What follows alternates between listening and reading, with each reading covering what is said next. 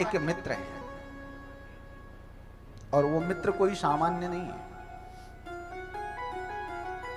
शिष्यः बृहस्पति साक्षात, साक्षात देवगुरु बृहस्पति का वो शिष्य है।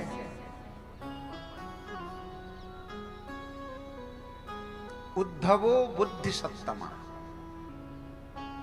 और उद्धव जी बड़े विद्वान, बड़े ज्ञाता हैं, शास्त्रों को जानने वाले हैं। ऐसे भगवान की परम सखा मथुरा में है।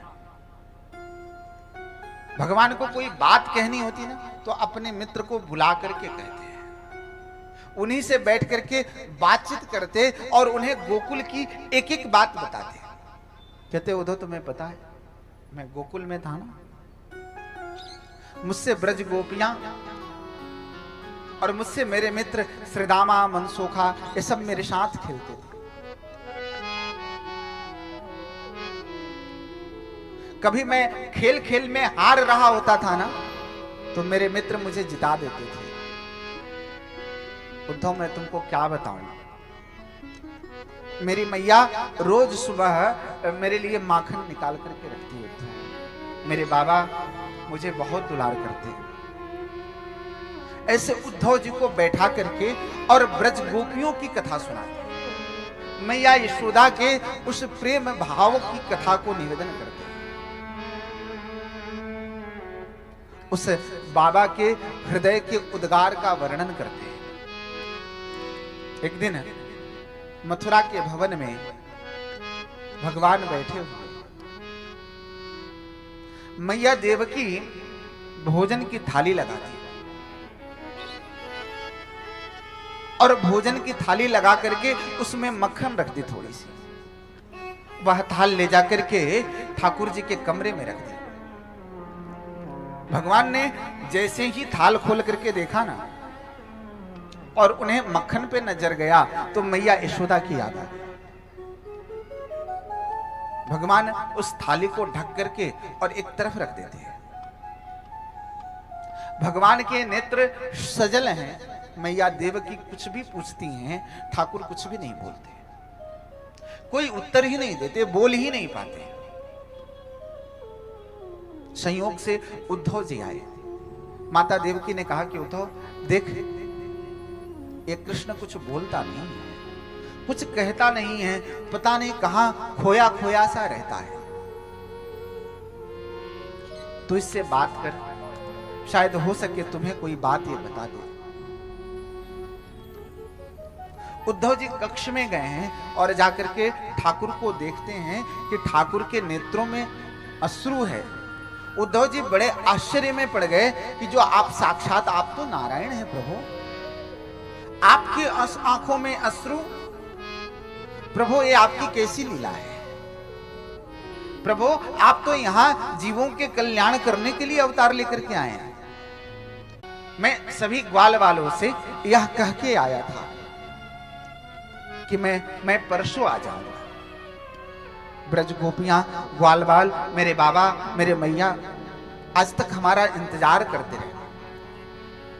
मेरे जीवन में वो परसों आ ही नहीं पाया कि मैं जा पाऊं उनके पास, उनसे मिल पाऊं। और उद्धव अब तो एकदम संभव नहीं है, लेकिन मेरी एक इच्छा है, मेरी एक कामना है उद्धव कि तू ब्रज में चला जा और जाकर के ना मेरी मैया का समाचार लेकर के आना, मेरे मित्र मनसोखा मधुमंगल का समाचार लेकर के आना, ब्रज गोपियों का समाचार लेकर के आना। हंस सुता की सुंदरी कलरो, हंस सुता की सुंदरी कलरो, वैकुंजन की छही, उद्धव मही ब्रज बिसरत ना, उद्धव मोहि ब्रज बिसरत ना। भगवान उद्धव जी को तैयार कर दिए। मथुरा से गोकुल में जाने के लिए। उद्धव जी को भगवान ने अपना पीतांबर ओढ़ा दिया, अपना रथ दे दिया। भगवान पत्र लिखने के लिए बैठते हैं। एक पत्र मैया यशोदा के नाम लिखते हैं, एक पत्र बाबा के नाम लिखते हैं, एक पत्र अपने मित्रों के नाम लिखते हैं, एक पत्र गोपियों के नाम लिखते हैं। जब पत्र लिखने बैठे ठाकुर, तो ठाकुर की आंखों के अश्रु से वो कागज भीग गया। ठाकुर लिख नहीं पाए कुछ भी, उससे मोड़ करके और उद्धव के हाथ में दे दिया। कहे उद्धव, तुम इस पत्र को ले जाकर के ना, तुम एक पत्र मेरी मैया को दे देना, एक मेरे बाबा को दे देना, एक मेरे मित्र को दे देना, और एक ये ब्रज गोपियों को दे देना। उद्धव, वो ब्रज गोपियां पढ़ी लिखी नहीं है। उद्धव, मेरे मित्र पढ़े लिखे नहीं हैं, और मेरी मैया तो कुछ भी नहीं जानती। हो सके उद्धव तो तुम इस पत्र को पढ़ करके सुना देना उन्हें।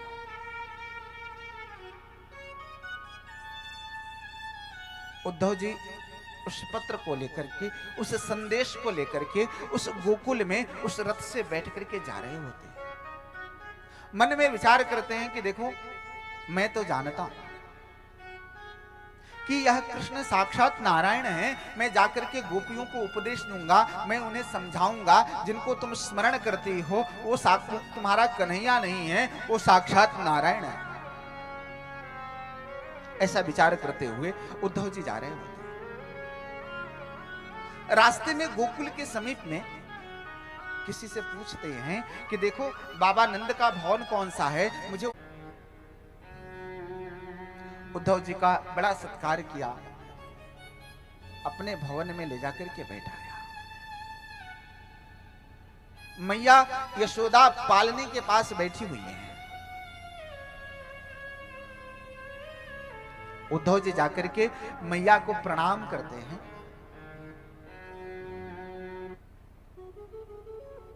मैया के आंखों में अश्रु है।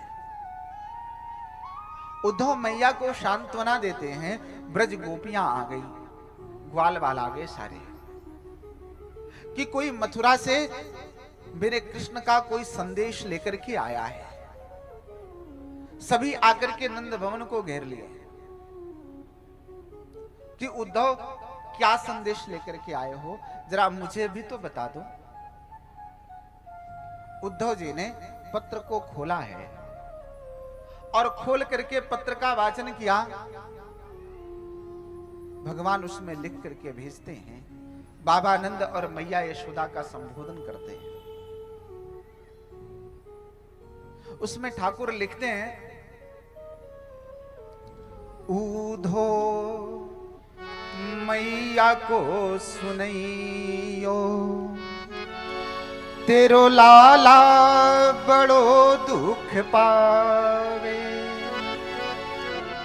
ऊधो मैया को सुनइयो, तेरो लाला बड़ो दुख पावे।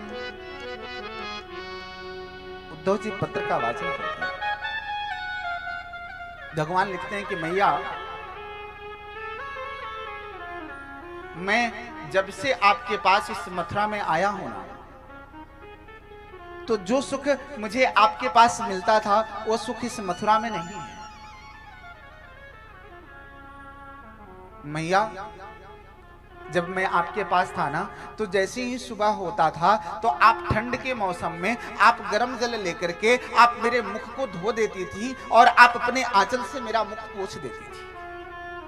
मैया, ये सुख ये मुझे मथुरा में नहीं मिलता, ये तो सिर्फ मुझे आपके पास ही मिलता था। बाबा, मैं जब से मथुरा में आया ना, यहां पर मेरे अंगुली को पकड़ करके मुझे कोई लेकर के चलाने वाला नहीं है। मुझे कोई कुछ बताता भी नहीं है। लेकिन बाबा मुझे याद है कि आप उस ब्रज विधियों में आप मेरे अंगुली को पकड़ करके और आप यमुना के किनारे मुझे लेकर के चलते थे और एक एक दृश्य को दिखाते थे आप मुझे। बाबा आपका प्रेम मुझे इस मथुरा में नहीं मिलता। ग्वाल वालों से ठाकुर कहते हैं, उद्धव जी सुना रहे हैं, कहते हैं कि मित्रों मैं क्या बताऊं, ऐसा नहीं है कि मेरा मन मथुरा में लगता होगा। मैं यहां मथुरा में बैठता हूं, सायंकाल होता है तो मुझे आप सबका स्मरण होता है। जब स्मरण होता है तो मैं भी आप सबके बिना रह नहीं पाता। उद्धव ने ऐसे संदेश पढ़ करके ठाकुर के सुनाए हैं। गोपियों से उद्धव जी कहते हैं कि गोपियों, आप जिस कन्हैया को अपना कन्हैया मानती, उससे आप वसुदेव देवकी और यशोदा के पुत्र के रूप में समझ रही हैं ना। वस्तुतः वह न देवकी के पुत्र हैं न वो यशोदेव के पुत्र हैं। वह तो साक्षात नारायण हैं। वो लीला करने के लिए इस धराधाम पर अवतीर्ण हुए हैं। उनकी स्तुति, उनकी प्रार्थना, उनकी पूजा, उनका कीर्तन ही जीवन को कल्याण करने वाला है। गोपियों को लगा कि ये उद्धव कुछ ज्यादा ही बोल रहे हैं। गोपियों ने शुरू कर दिया कहना, मधुपकी तव बंधो मास्पृशांघ्रिम सपत्न्या कच विलुलित माला कुंकुमस्मश्रुभिर्नः। उसी समय एक मधुमक्खी उड़ता हुआ आया। उस मधुमक्खी को देख करके गोपियां कह रहे हैं कि हे मधुपकी तव बंधो मास्पृशांघ्रिम सपत्न्या, मुझे मत छूना, क्योंकि तुम में और तुम्हारे स्वामी श्री कृष्ण में कोई बहुत ज्यादा भेद नहीं है। देखो, तुम भी पुष्पों के ऊपर बैठते हो उसके पराग को लेकर के, और तुम भी उस पुष्प को छोड़ करके चले जाते हो। ठीक तुम्हारा स्वामी भी वैसा ही है। मिलता है, बात करता है, मन को चुरा करके रख लेता है। व्यक्ति जब पूर्ण समर्पित हो जाता है, जब उसका दिन रात कीर्तन स्मरण करने लगता है, फिर उसके बाद वह अपने नाम का जाप देकर के पता नहीं संसार में कहां कहां भटकाता रहता है। इसलिए तुम में और उसमें कोई बहुत ज्यादा भेद नहीं है।